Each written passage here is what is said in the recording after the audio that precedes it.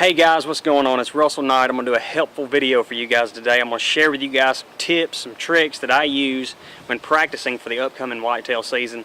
It's late July. It's time to be shooting that bow, shooting every day, getting dialed in. I am shooting the brand new BX32 from New Breed Archery.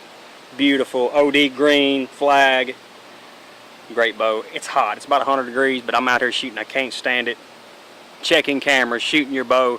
It's all part of the summer ritual that we all do, getting ready for the upcoming bow season. Floating the pin. Draw your bow back, acquire your target, get your pin on it, count to 5, 3, whatever the number may be. Everything's right, my anchor point's right, and I will float that pin on that target and I'll count down to 5. 1, 2, 3, 4, 5. Float that pin on that dot for 5 seconds, or to, count to 5. And that helps me a lot.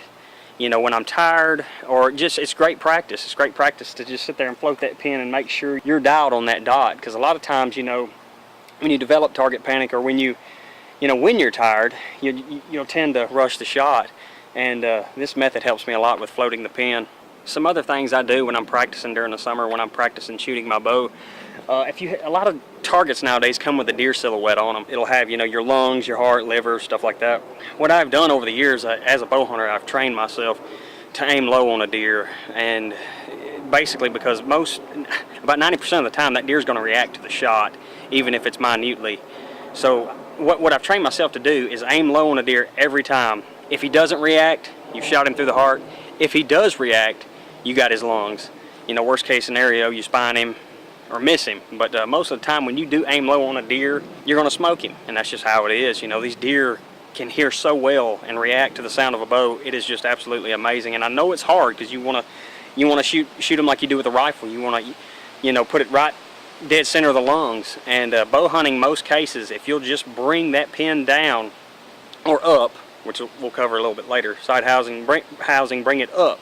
If you'll bring it up and shoot for that heart, practice to shoot for that heart, you will bring more deer to the house. I know I've covered this before, but it is so important that you shoot low bow hunting. I mean, it's just the way I was taught, and it's hard to train yourself to do it, but once you learn to do it, you'll bring more critters to the house, trust me.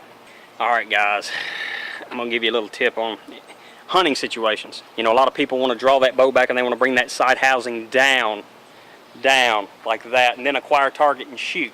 I don't do that. I'll draw back and I'll drop it below the target, and I will bring that side housing up. A lot of times these deer are going to react. And if you rush the shot, if you're bringing that side housing down, a lot of times you will shoot over top of that deer. I found that if I drop that side housing and bring it up, slowly bring it up, find the heart, shoot for the heart, and if you do rush that shot, odds are you're going to be in the chips. Little tip when practicing, I always bring that side housing down, slowly bring it up, find my target, the heart, squeeze it off. Try it.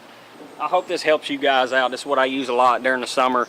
Besides shooting repetition, shooting every day, shooting a lot of arrows, try floating your pin, counting down 5, 4, 3, 2, 1, 1, 2, 3, 4, 5. Helps me a lot in floating that pin. Bring that side housing up, drop it, bring it up into the heart, squeeze that trigger. Hope it helps you guys. You got any questions, leave them in the comments. I'll get back to you. Good luck this season.